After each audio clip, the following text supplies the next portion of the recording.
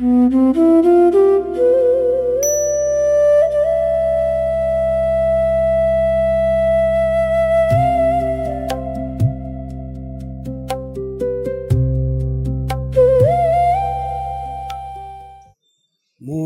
கரோதி வாசாலம் பங்கும் லங்கயதே கிரிம் யத்கிருபா தமகம் வந்தே பரமானந்த மாதவம். ஸ்ரீமத் பகவத்கீதை 5வது அத்தியாயம் சந்நியாச யோகம். முதல் ஸ்லோகம் படிக்கலாம். அர்ஜுன உவாச சந்நியாசம் கர்மணாம் கிருஷ்ணம் புனர்யோகம் ச சம்சசீம் யச்ரேய ஏதயோரேகம் தன்மே ப்ரூஹி சுநிச்சிதம். அர்ஜுன உவாச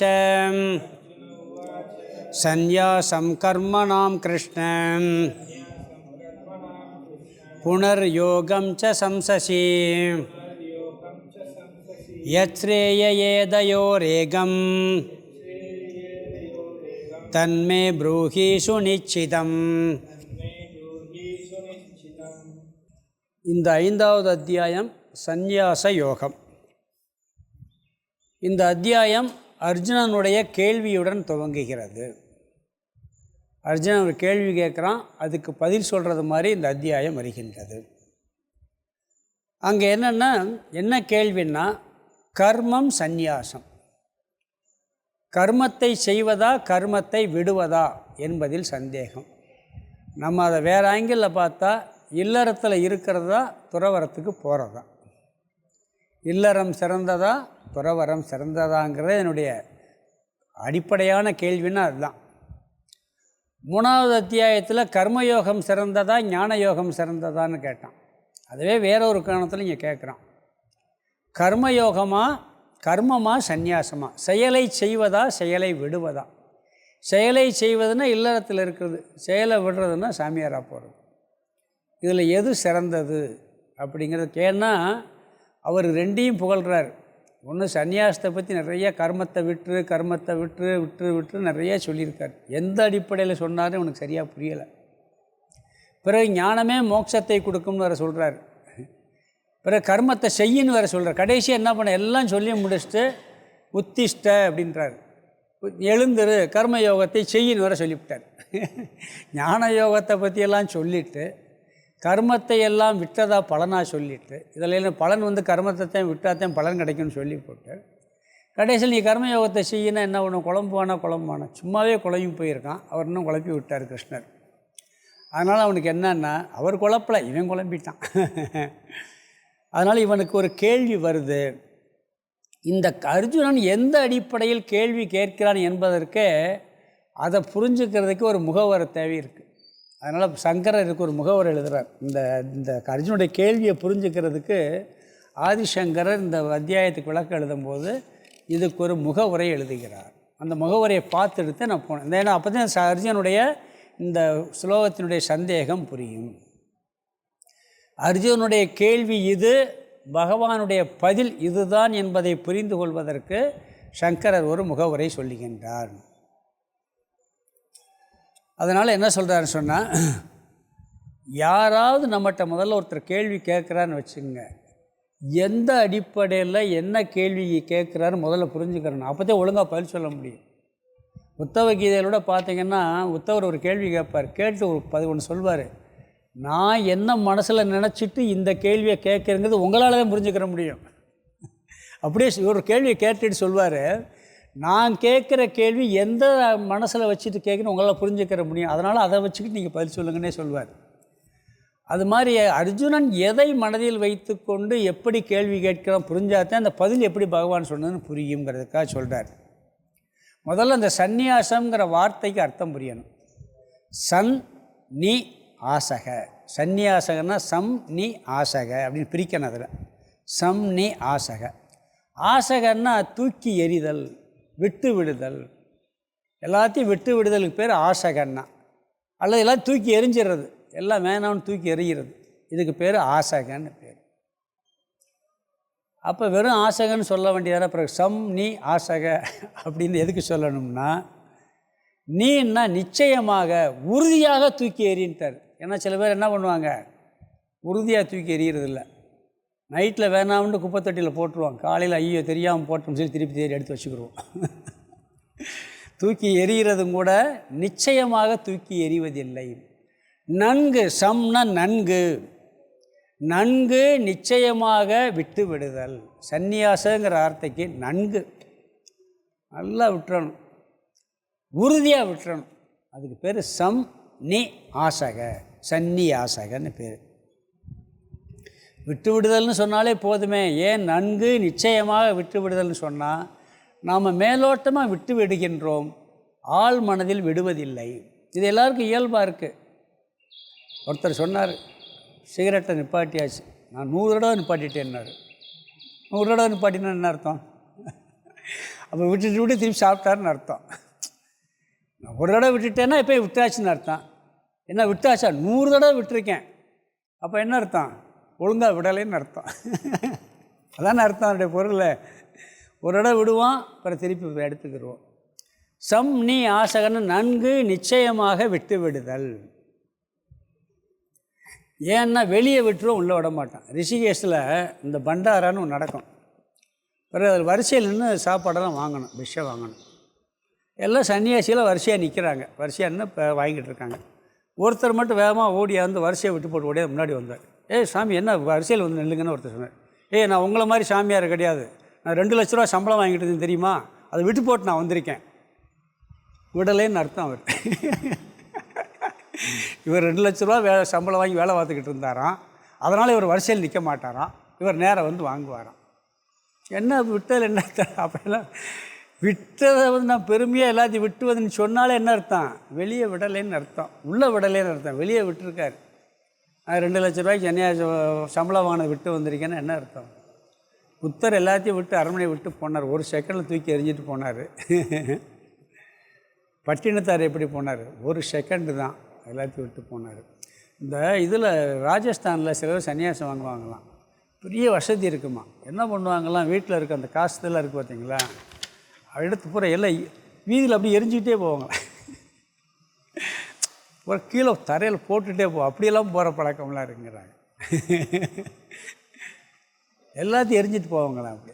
அந்த மாதிரி வெளியே விட்டு உள்ளே விடாமல் இருக்கிறதுனால தான் சம் நீ ஆசகங்கிற வார்த்தையை பயன்படுத்துகிறோம். மனதளவில் விடணும், எல்லாத்தையும் சேர்த்து. பிறகு இன்னொரு அர்த்தம் எப்படின்னா, இது விட்டு விடுதல். நம்ம சாஸ்திரத்தில் வர்ண ஆசிரம தர்மம்னு இருக்குது. 4 வர்ணம் 4 ஆசிரமம் இருக்குது. அதில் சந்நியாசம்னு ஒரு வார்த்தை இருக்குது.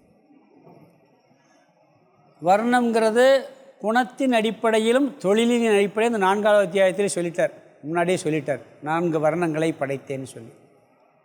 ஆசிரமங்கிறது எல்லாருக்கும் பொதுவானது. ஒருவன் பிரம்மச்சரியாக இருந்து கல்யாணம் முடிக்கிற வரைக்கும் உள்ள வாழ்க்கை பிரம்மச்சரிய வாழ்க்கை, மாணவ பருவம். பிறகு இல்லறம், கிரகஸ்த வாழ்க்கை, பிரம்மச்சரியம் கிரகஸ்தம், அதுக்கு இல்லறம். பிறகு பிள்ளைகளுக்கெல்லாம் திருமணம் முடித்து பொறுப்பை கொடுத்தாச்சுன்னு சொன்னால் வானப்பிரஸ்தம். வீட்டிலே இருப்போம், பொறுப்புகளை கொஞ்சம் குறைச்சிக்கிறது, அதுக்கு பேர் வானப்பிரஸ்தம்.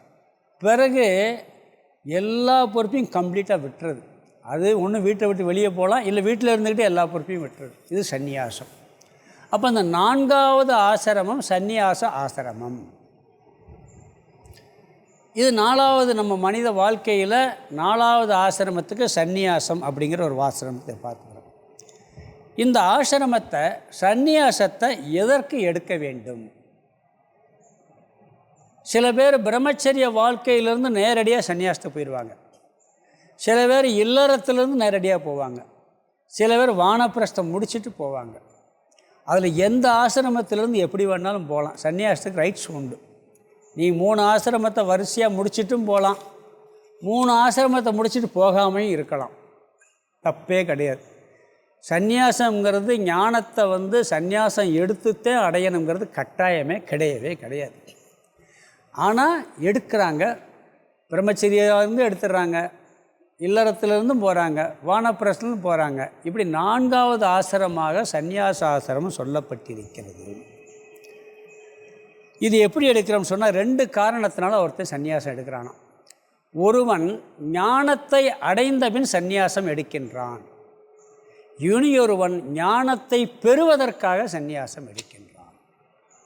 இந்த ஞானத்தை அடைந்தவன் எடுக்கின்ற சந்நியாசத்திற்கு வித்வத் சந்நியாசம்னு பேர். ஞானத்தை அடைந்தவன் ஒருவன் சந்நியாச வாழ்க்கை எடுத்து அதுக்கு பேர் வித்வத் சந்நியாசம்.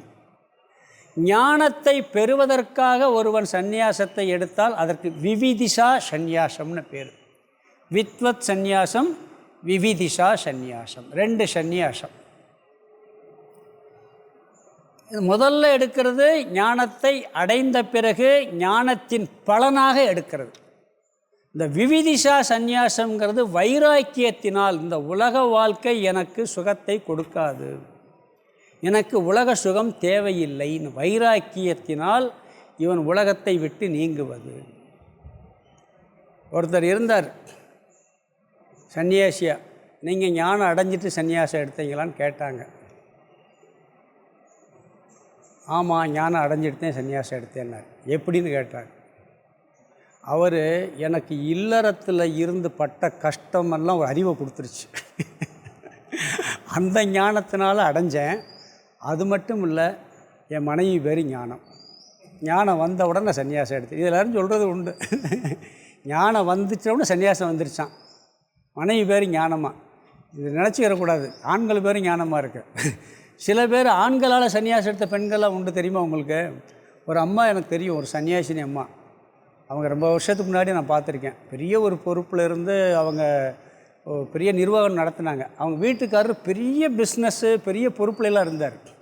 அவர் டார்ச்சர் தாங்க மட்டும் சன்னியாசம் வாங்கிட்டாங்க. அந்த அம்மா வாங்கி அவங்க ஒரு ஸ்தாபனமெல்லாம் உருவாக்கி ரொம்ப பெரிய லெவலில் நடத்துனாங்க. 2ம் உண்டு. ஆண்களால் சன்னியாசம் எடுக்கிறது. இவர் இப்போ மனைவி பேர் ஞானமாக, ஞானம் வந்தவுடன் நான் சன்னியாசம் வாங்கிட்டேன்னாரு. இது எப்படி இருக்குது? அது மாதிரி ஞானத்தினால் சந்நியாசம் எடுப்பது, ஞானத்திற்காக சந்நியாசம் எடுப்பது, 2 சந்நியாசம். வித்வத் சந்நியாசம், விவிதிஷா சந்நியாசம். வித்வத் சந்நியாசம் ஞானத்தினால் எடுப்பது, விவிதிஷா சந்நியாசம் உலக வாழ்க்கையில் வைராக்கியம் ஏற்பட்டு அந்த வைராக்கியத்தின் விளைவாக ஞானத்தை பெறுவதற்காக எடுக்கக்கூடிய சந்நியாசம். சரி, வைராக்கியத்தில் ஒரு சந்நியாசம் எடுத்துட்டார். அவர் அஞ்ஞானி. அவர் ஞானத்தை அடைய விரும்புகிறார். அதனால் அவர் எடுக்கிற சந்நியாசத்து பேர் விவிதிஷா சந்நியாசம். இங்கே என்ன சொல்கிறான்னு சொன்னால், இந்த சந்நியாசி எல்லாருமே ஞானியாக இருக்கணுங்கிறது கட்டாயம் கிடையாது. ஒரு சன்னியாசி ஞானியாக இருக்கலாம், ஞானி இல்லாமல் இருக்கலாம். இல்லறத்தார் எல்லாரும் அஞ்ஞானியாக இருக்கணுங்கிற அவசியமும் இல்லை. இல்லறத்தில் இருந்துட்டு கடைசி வரைக்கும் சந்நியாசம் எடுக்காமையே ஞான நிஷ்டையடைந்து மோட்சத்தை அடைஞ்சவங்களும் உண்டு. அதனால் இந்த வாழ்க்கை முறைக்கும் ஞானத்திற்கும் சம்பந்தம் இல்லை. பிறகு ஏன் சன்னியாசி எடுக்கணும்? அது சில காரணங்கள் இருக்குது. அதைத்தான் நம்ம பார்க்க போகிறோம். இப்போ ஞானி எதற்காக சன்னியாசம் எடுக்கணும்னு சொன்னால், இந்த 3 ஆசிரமத்தில் இருக்கலாம். ஏதாவது ஒரு ஆசிரமத்தில் இருந்தாலும் ஞானத்தை அடையலாம். பிரம்மச்சாரியாக இருந்தால் ஞானத்தை அடையலாம், குடும்ப வாழ்க்கையிலிருந்து ஞானத்தை அடையலாம். பிறகு 3வது நம்ம வானப்பிரஸ்தனாக இருந்து ஞானத்தை அடையலாம். பிறகு சன்னியாசம் எடுக்கணும் அப்படின்னு சொன்னால், ஞானத்தை அடைந்த பிறகு ஞான நிஷ்டை அடைவதற்காக சந்நியாசம் எடுக்கலாம். ஞானத்தை அடைஞ்சாச்சு 3 வாழ்க்கையில், அப்படி இருந்தால் தப்பு கிடையாது. ஏன் இவர் சந்நியாசம் எடுக்கிறாருன்னா, ஞானம் பெற்றாய் விட்டது, அந்த ஞானம் இன்னும் கொஞ்சம் ஸ்ட்ராங்காகணும். ஞான நிஷ்டார்த்தம் சொல்லுவாங்க. இல்லறத்திலேயே இந்த மாதிரி சூழ்நிலைகள் இருந்தால் கொஞ்சம் இடைஞ்சல் வருதான் ஞானத்தில் நிலை பெறுவதற்காக. விதிவிலக்கு உண்டு. ஜனகர்லாம் என்ன பண்ணார்? அவர் அரசாட்சியாக ஆண்டார். அது ஒரு சில பேருக்கு எக்ஸப்ஷன் கேஸு. சில பேருக்கு அந்த சூழ்நிலை ஞான நிஷ்டை அடைவதற்கு இடைஞ்சலாக இருக்கும். பொறுப்புகளும் இல்லை, ஞானத்தை அடைஞ்சாச்சு. அப்போ என்னன்னா, சங்கரர் சொல்கிறார், பொதுவான கருத்து, அதிக விவகாரம், ரொம்ப அதிகமான விவகாரத்தில் இருந்தால் ஞான நிஷ்டை அடைவது கஷ்டங்கிறார். ஞான நிஷ்டை அடைய முடியாதுன்னு சொல்லலை, ஞான நிஷ்டை அடைவது கஷ்டம். அதற்காக என்ன சொல்கிறாருன்னா, சந்நியாசம் எடுக்க வேண்டும். விதிவிலக்காக சில பேர் இருக்குன்னு நம்ம சொல்லக்கூடாது. ஏன்னா விதிவிலக்குன்னா ஜனகரத்தை நம்ம சொல்லுவோம். அவர் அரசவையில் இருந்துக்கிட்டே ஞான நிஷ்டனாக இருந்தார். அவர் என்ன வியாசருடைய புத்திரர் சுகருக்கே ஞானத்தை போதிக்கிறார் அவர். அதெல்லாம் இருக்குது. அதனால் பொதுவாக ஞானம் பெற்ற பின்பு இந்த மற்ற 3 வாழ்க்கை முறை விவகாரத்தில் இருப்பதால் ஞான நிஷ்டைக்கு தடையாக இருக்கின்ற காரணத்தினால் அதற்காக சந்நியாசம் எடுக்கலாம். ஏன்னா நம்ம விவகாரத்தில் இருந்தோம்னா ஒவ்வொரு செயலையும் நான் செஞ்சேங்கிறது நம்மளை ஞாபகப்படுத்திக்கிட்டே இருக்கும். அகங்காரம் இருந்துக்கிட்டே இருக்கும். இந்த அகங்காரம் நம்மளை விட்டு போகாது. அப்போ விவகாரத்தை கொஞ்சம் குறைச்சோம்னு சொன்னால் அதிலே அடைய முடியும். இதுக்கு உதாரணம் பிருகதாரண்ய உபனிஷத்தில் யாக்ஞவல்கியர். யாக்ஞவல்கியருக்கு 2 மனைவி. அவருக்கு மைத்ரேயி, கார்த்தியாயின்னு சொல்லி 2 மனைவி. அவர் இல்லறத்தில் இருக்கிறார். இல்லறத்தில் இருந்து நல்ல ஞானத்தில் அடைஞ்சிட்டார். அடைஞ்ச பிறகு அந்த இருக்க சொத்தெல்லாம் 2 மனைவி பிரித்து கொடுக்குறார். பிரித்து கொடுத்துட்டு, நீங்கள் இதை வச்சுக்கோங்க, நான் காட்டுக்கு போகிறேன், சன்னியாசம் எடுத்துக்கிறேங்கிறார். அதில் ஒரு மனைவி சந்தோஷமாக போச்சு, போய் தொலைங்கன்றது. ஒரு மனைவி என்ன சொல்லுது, ஏன் உங்களுக்கு அதில் பெரிய ஒரு அமிர்தம், இதை விட அதில் ஒரு அமிர்தத்துவம் கிடைக்குதா, இந்த சொத்து இதில் இந்த அமிர்தத்துவம் கிடைக்காதானா, இதில் கிடைக்காது அப்படின்னு சொல்கிறார். அப்போ நானும் உங்களோட வர்றேன், எனக்கு இது வேணாம், எனக்கு அந்த அமிர்தத்தை எது கொடுக்குமோ அதை சொல்லுங்கன்ட்டு அந்த அம்மா என்ன பண்ணுது, இவரோட இவர்கிட்ட உபதேசங்க. அதே பிருகதாரண்ய உபனிஷத்தை, அந்த உபனிஷத் மந்திரம் என்னன்னா பெரிய உபனிஷத் இருக்கிறதுல, இந்த சாந்தோக்கியம் பிருகதாரண்யம் இருக்கிறதுலே பெரிய உபனிஷத். அந்த அம்மா உபதேசத்தை அவர்கிட்ட வாங்கி ஞானத்தை அடையுது. இவர் தான் ஞானத்தை அடைஞ்சார். அப்போ உபதேசம் பண்ணுறாரு அங்கே யாருக்கு, மனைவிக்கு. அந்த உபனிஷத்தில் தத்துவத்தை அவ்வளோ அழகாக சொல்கிறார் அவர். அப்போ ஞானத்தை அடைஞ்ச பிறகு அவர் ஏன் போகிறாருன்னா ஞான நிஷ்டைக்காக போகின்றார். ஏன்னா அவ்வளோ உபதேசம் பண்ணுறார், மனைவிக்கே உபதேசம் பண்ணுறார். அப்போ ஞான நிஷ்டை அவருக்கு அங்கு இல்லை. ஆகவே என்ன பண்ணுறாரு, அவர் சந்நியாசம் எடுக்கின்றார். அதனால் அவர் ஆத்ம ஞானத்தை மனைவிக்கு அவ்வளோ தெளிவாக உபதேசிக்கிற அளவுக்கு ஞானம் இருக்குது. அப்புறம் ஏன் சந்நியாசம் எடுக்கணும், நிஷ்டைக்காக எடுக்கின்றார். இது ஒரு காரணம். ஞானம் அடைஞ்ச பிறகு சந்நியாசம் எடுக்கிறதுக்கு ஒரு காரணம் என்ன, ஞான நிஷ்டைக்கு. முதல் 2 சந்நியாசம் பார்த்துருக்கோம். வித்வத் சந்நியாசம், விவிதிஷா சந்நியாசம். வித்வத் சந்நியாசங்கிறது ஞானத்தை அடைந்தவன் எடுக்கின்ற சந்நியாசம். ஞானத்தை அடைந்தவன் எதற்காக சந்நியாசம் எடுக்க வேண்டும், முதல் காரணம் ஞான நிஷ்டைக்காக. ஏன்னா அதிக விவகாரத்தில் இருந்தோம்னா ஞானத்தில் நிலைவர முடியாது என்பதற்காக அந்த சந்நியாசத்தை எடுக்கின்றோம். அடுத்தது பிராரப்த கர்ம வசாத் அப்படிங்கிறது. ஒருவனுக்கு பிராரப்த கர்மம் அப்படி அமைந்து விட்டால், ஒரு சூழ்நிலை, அவனுக்கு ஞான நிஷ்டை இருக்குது, ஞானத்தையும் அடைஞ்சிட்டான், ஞான நிஷ்டையும் அடைஞ்சிட்டான், அவன் எடுத்தாலும் ஒன்று எடுக்காட்டாலும் ஒன்று தான். ஆனால் பிராரப்த கர்மம் அவனுக்கு ஒரு சூழ்நிலையை உருவாக்கி கொடுத்தால் அவன் எடுக்கலாம். அதுக்காக சில பேர் எடுக்கிறாங்க. ஞான நிஷ்டையை அடைந்த பின்பு, இல்லறத்தில் இருந்து கொண்டே ஒருவன் ஞான நிஷ்டையை அடைந்த பின்பு கூட பிராரப்த கர்ம வசத்தால் அவனுக்கு ஒரு சூழ்நிலை அப்படி அமைந்தால் அவன் சந்நியாசம் எடுக்கின்றான்.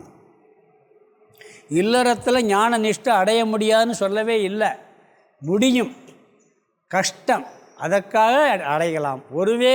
ஒருவேளை இல்லறத்திலேயே ஞான நிஷ்டையை அடைந்து விட்டால் சந்நியாசம் எடுக்காமலும் இருக்கலாம். ஆனால் உனக்கு பிராரப்தம் அப்படி ஒரு சூழ்நிலையை உருவாக்கி விட்டால் எதுவும் இல்லை, எதுக்கு இங்கே இருக்கிற பேசாமல் சாமியாராக போய் இருப்போமே, ஒரு மடத்தில் போய் இருப்போமே அப்படின்ட்டு அதற்காக துறவரம் மேற்கலாம். சாய்ஸ் உனக்கு அதில் இருக்குது. நீ எடுக்கலாம், ஞான நிஷ்டை அடைஞ்சப்பறம் எடுக்கலாம், எடுக்காமலும் இருக்கலாம். பிராரப்த வசம் உனக்கு அமைந்தால், வாய்ப்பிருந்தால் சந்நியாசம் எடுத்துக்கொள்ளலாம். அவனை பொறுத்தவரையில் வீட்டில் இருக்கிறது ஒன்று தான், ஆசிரமத்தில் இருக்கிறது ஒன்று தான். அது அவனுடைய சாய்ஸ் இது அப்படிங்கிறார். அதனால் பிராரப்தம் அப்படி இருந்தால் சந்நியாசத்தை எடுத்துக்கொள்கின்றான். ஞானத்தினால் எடுக்கும் சந்நியாசம் வித்வத் சந்நியாசம், ஞான நிஷ்டைக்காக அல்லது பிராரப்தம் இருந்தால். பிறகு அடுத்து என்ன சொல்கிறாருன்னா, இந்த விவிதிஷா சந்நியாசம், இதை கொஞ்சம் பார்க்கணும். இவன் என்னன்னா வைராக்கியம் இருக்குது, ஆனால் ஞானம் இல்லை, அஞ்ஞானி. இவன் எதுக்கு எடுக்கிறான்னா, லௌகிக விஷயத்தில் இருக்கக்கூடிய போகத்தில் அவனுக்கு இச்சை இல்லை.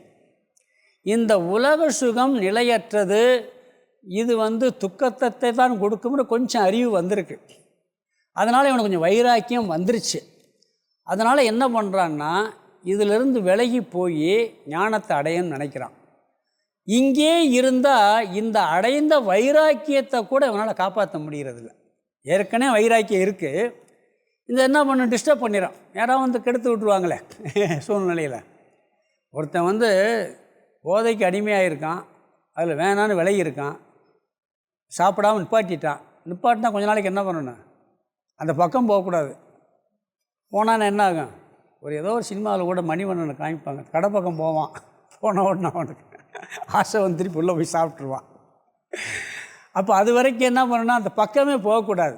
அது மாதிரி இவன் லௌகிக சுகத்தில் வைராக்கியம் ஏற்பட்டு வேணாம் என்று ஞானத்திற்காக இருக்கும் பொழுது மீண்டும் அந்த வைராக்கியம் தடைபட்டு விடக்கூடாது என்பதற்காக, பெற்ற வைராக்கியத்தை நன்கு காப்பாற்றுவதற்காகவும் ஞானத்தை அடைவதற்காகவும் இவன் சந்நியாசம் எடுக்கிறான். இவன் ஞானி அல்ல, அஞ்ஞானி. விவிதிஷா சந்நியாசம், ஞானத்தை பெறுவதற்காக ஏற்கனவே பெற்ற வைராக்கியத்தை காப்பாற்றுவதற்காக எடுக்கக்கூடிய சந்நியாசம். ஏன்னா ஓரளவுக்கு இருக்குது, அதை அடைவதற்காக இவன் எடுக்கின்றான். வைராக்கியத்தினால சந்நியாசம் எடுக்கிறான். இவன் அப்படியே அடையலாம்னா அந்த வைராக்கியத்தை காப்பாற்ற முடியலை. அங்கேயே சித்தசுத்தி இருக்குது, இருந்தாலும் கூட அவனுக்கு ஓரளவுக்கு இருக்குது, அதை காப்பாற்றுவதற்காக எடுக்கிறான். இந்த தகுதி பண்புகள்லாம் முழுமையாக இருக்காது, ஓரளவுக்கு வந்துடும். அதை பூர்த்தி பண்ணுவதற்காக இவன் சந்நியாசம் எடுக்கின்றான். அவன் ஞான நிஷ்டைக்கு எடுக்கிறான். இவன் தகுதியை வளர்த்துக்கிறதுக்கு பெற்ற வைராக்கியத்தை காப்பாற்றி கொள்வதற்காக எடுக்கிறான். இந்த ஞானத்தை அடைந்த பிறகு வித்வத் சந்நியாசங்கிறது எப்படின்னா, ஞானத்தினுடைய பலனாக கிடைக்கக்கூடியது. ஞானம் அடைஞ்சாச்சு, ஒன்றுமே வேணாம் அப்படிங்கிறதுனால சந்நியாசம் எடுக்கிறது. விவிதிஷா சந்நியாசம் ஞான பலனில் சாதனைக்காக எடுக்கிறது, இது சாதனை செய்வதற்காக எடுக்கிறது. வித்வத் சந்நியாசம் அந்த சாதனையினுடைய பலனாக கிடைக்கக்கூடியது. ஞான சந்நியாசம் ஞானத்துக்காக எடுத்த பிறகு சந்நியாசம். அதனால் என்ன சொல்கிறான்னு சொன்னால், இந்த வித்வத் சந்நியாசம் பல ரூபம், ஞானத்தினுடைய பலன். இது சாதனை ரூபம். விவிதிஷா சந்நியாசங்கிறது சாதனைக்காக எடுக்கக்கூடியது. இப்போ ஒருத்தனுக்கு ஆசை இல்லை, வைராக்கியம் வந்திருக்கு. ஆசையை நீக்கி வைராக்கியத்தினால தான் ஒருத்தன் ஞானத்துக்கு வர்றான்.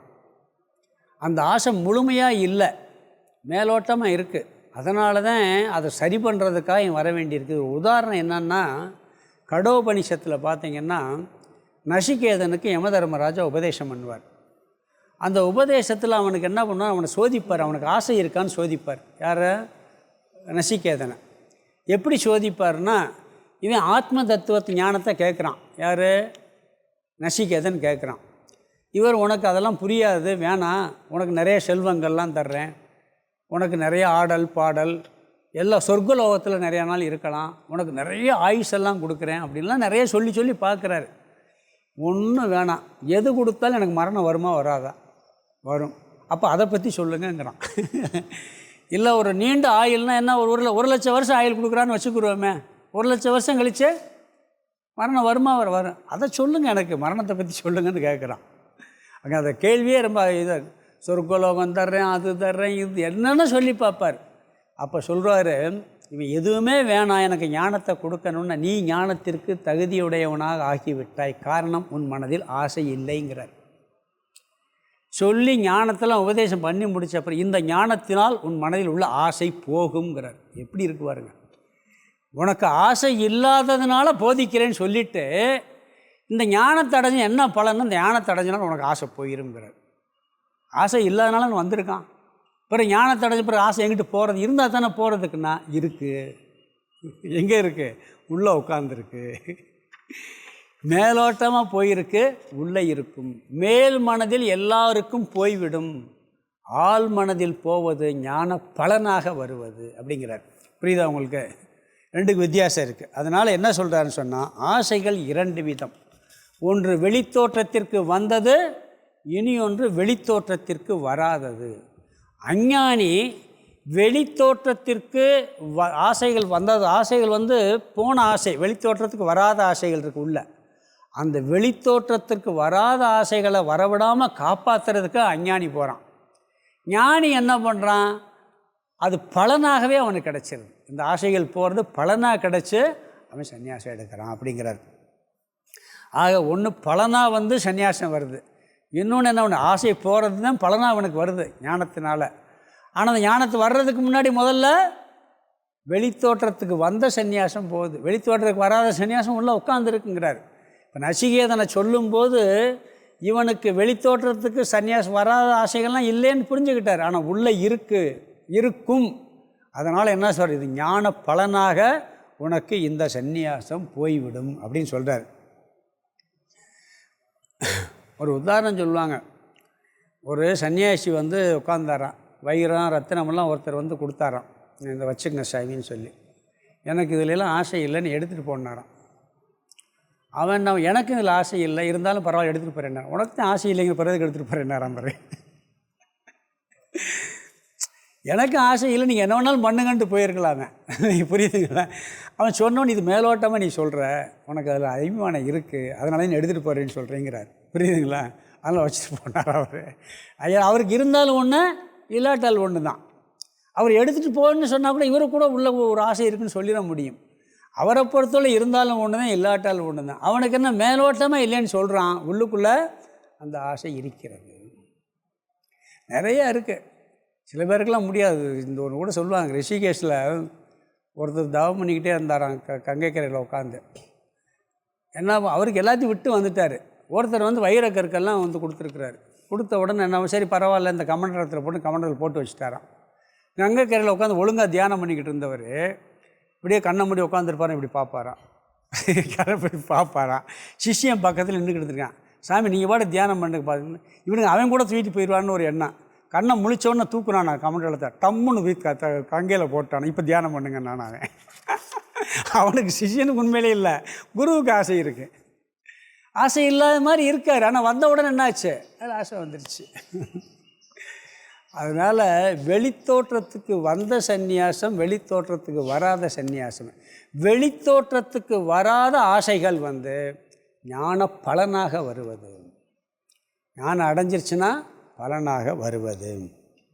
அதனால் என்ன சொல்கிறான்னு சொன்னால், விவிதிஷா சந்நியாசம் என்பது சாதனை ரூபம். வைராக்கியத்தினால் ஆசை ஓரளவுக்கு போனதால் ஞானத்தை பெறுவதற்காக எடுக்கக்கூடிய சந்நியாசம். வித்வத் சந்நியாசம் என்பது ஞானத்தை அடைந்து அதனுடைய பலனாக வரக்கூடிய சந்நியாசம். இங்கே சர்வ கர்ம தியாக, ஞானி எடுக்கிற சந்நியாசம். இந்த ஞானி எடுக்கிற சந்நியாசத்தில் ஒன்று என்னென்னா, சில கடமைகளை விட முடியும், எல்லா கடமையும் விட முடியாது. ஒரு ஆசிரமத்துக்கு போயாச்சுன்னு சொன்னால் அங்கே அந்த சில பேர் விவிதி, அதாவது ஞானத்துக்காக விட்டுட்டு போனால் கூட அங்கே ஜபம், தியானம், பூஜைகள், இப்படி சில கடமைகள்லாம் இருக்கும். சில கடமைகள் இருக்கும், அதில் வந்து பற்று இல்லாமல் அவன் பண்ணணுமே ஒழிய எல்லா கடமையும் சர்வ கர்ம சந்நியாசங்கிறது நடக்காது விவகாரத்தில்.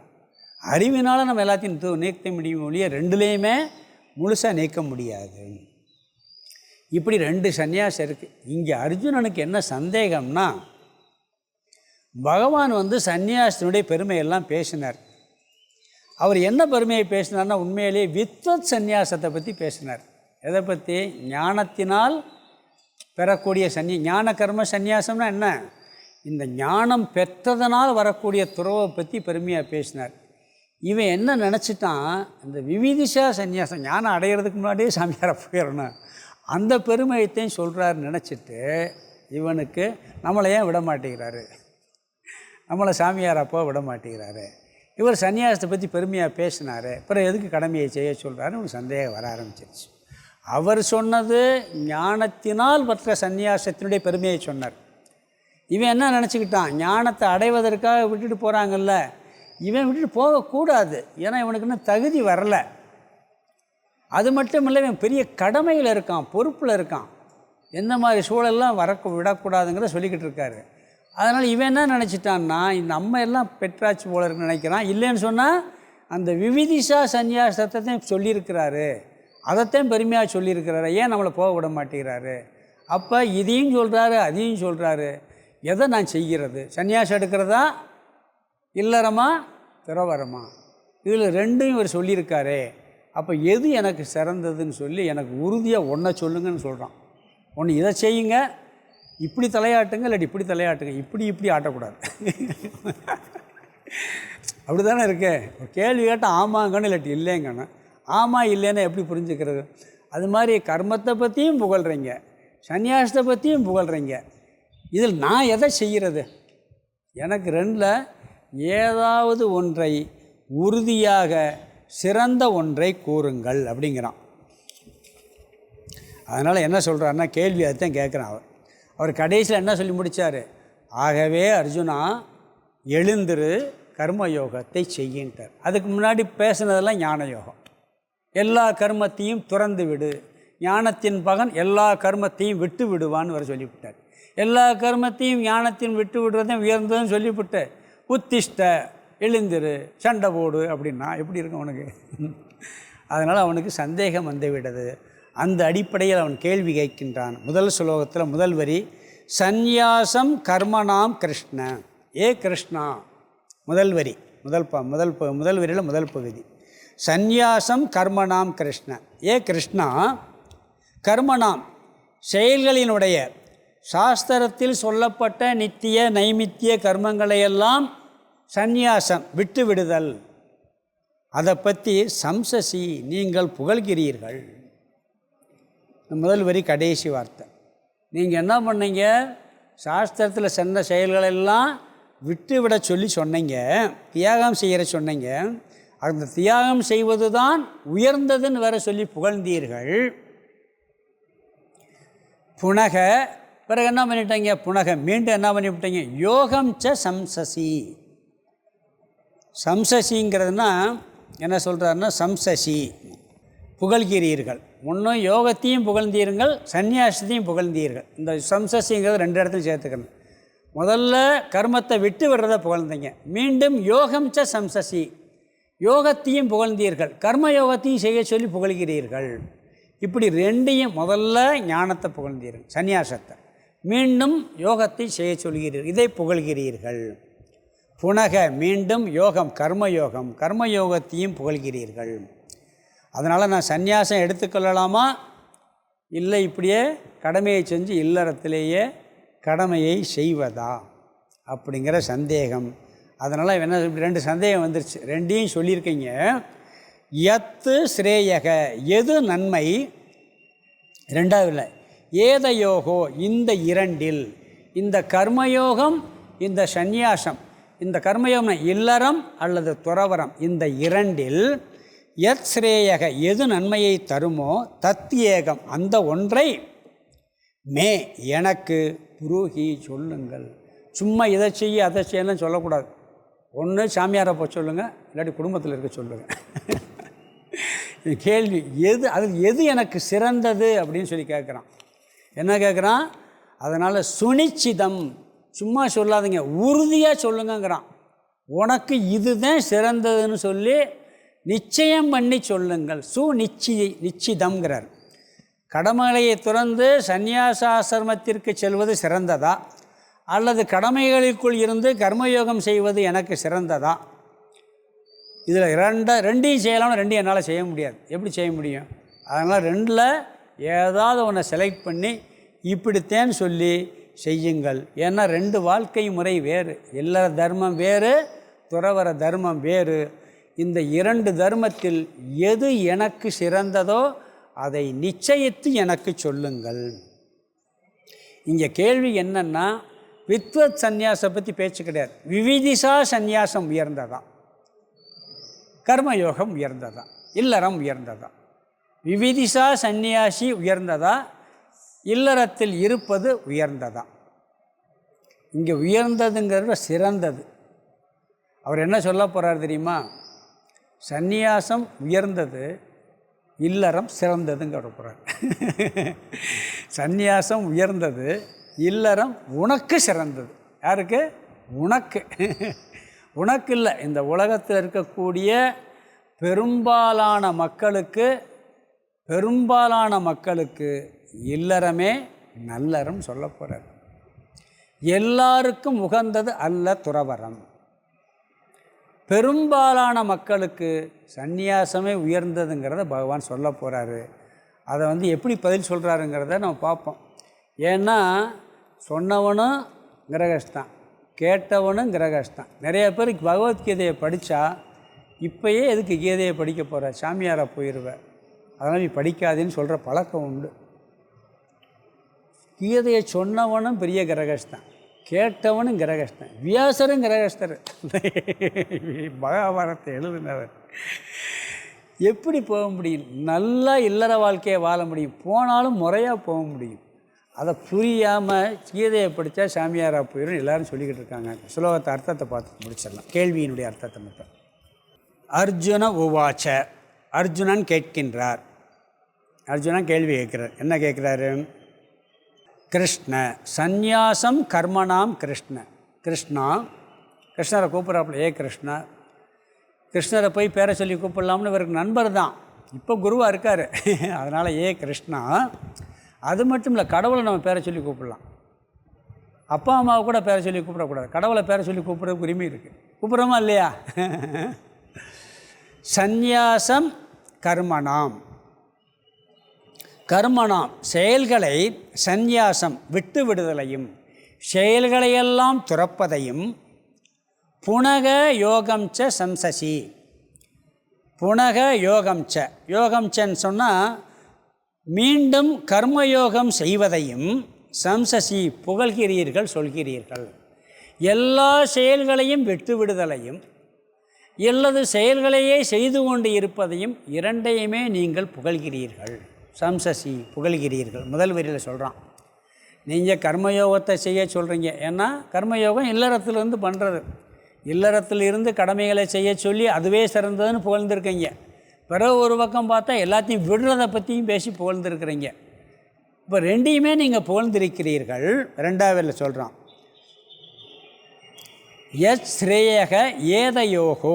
ஏதயோகன இந்த இரண்டில், யத் ஸ்ரேயக எது சிறந்ததோ, எத்து ஸ்ரேயக எது சிறந்ததோ, தத்து ஏகம் அந்த ஒன்றை. தத்து ஏகம், ஏகம் தத்துன்னு இருக்குது, ஏகம் தன்மேன்னு இருக்குது. அதை பிரித்தோம்னா ஏகம் தத்து மே. ஏகம் தத்துன தத்யேகம் அந்த ஒன்றை, மே எனக்கு, சுனிச்சிதம் கடைசி வார்த்தை. அதுக்கு முன்னாடி புரூகி சுனிச்சிதம் இருக்குது. சுனிச்சிதம்னு நிச்சயிக்கப்பட்டு உறுதி செய்து சொல்லுங்கள். இந்த ரெண்டையும் நீங்கள் புகழ்ந்திருக்கிறீர்கள். அந்த இரண்டில் ஒன்றை மட்டும் எனக்கு எது சிறந்ததோ, அந்த இரண்டில் எனக்கு, எல்லாருக்கும் சொல்லலை, எனக்கு எது சிறந்ததோ அந்த ஒன்றை மட்டும் உறுதி செய்து எனக்கு சொல்லுங்கள். புரூகி சொல்லுங்கள்ங்கிறான். அர்ஜுனன் இதற்கு முந்தைய சுலோகங்களில், முந்தைய அத்தியாயங்களில் பகவான் சொன்ன கருத்தில் சந்நியாசத்தை எல்லா செயல்களையும் விட்டு விடுவதே சிறந்தது என்று நிறைய இடங்களை சொல்லியிருக்கிறார். பிறகு கர்மயோகம் செய்வதே சிறந்தது என்றும் சொல்லியிருக்கிறார். இரண்டையும் புகழ்ந்து சொல்லியிருக்கிறீர்கள். நான் இல்லறத்தில் இருந்து கொண்டு கர்மயோகம் செய்வதா, இல்லறத்தை விட்டுவிட்டு சந்நியாசம் புகழ்வதா, இரண்டில் ஒன்றை எனக்கு நிச்சயம் செய்து சொல்லுங்கள்னு சொல்லி கேள்வி கேட்குறான். பகவான் அதுக்கு அழகாக பதில் சொல்லி கொண்டு போக போகிறாரு. அதை நம்ம அடுத்த வகுப்பில் பார்க்கலாம். ஓம் பூர்ணமத பூர்ணமிதம் பூர்ணாத் பூர்ணமுதச்யதே பூர்ணஸ்ய பூர்ணமாதாய பூர்ணமேவாவசிஷ்யதே. ஓம் சாந்தி சாந்தி சாந்தி. ஹரி ஓம் ஆதிகுருநாத சுவாமிக்கு ஜெய்.